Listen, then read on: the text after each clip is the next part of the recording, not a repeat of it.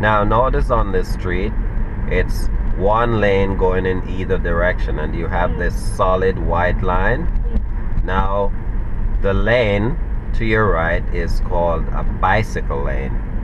So you keep your car in your lane, as we are right now.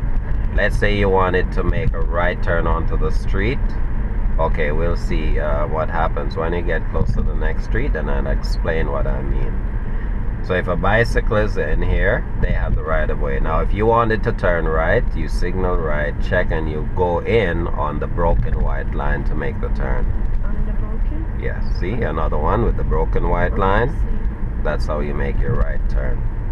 The solid line is for bicycles, so you should avoid driving over those lines.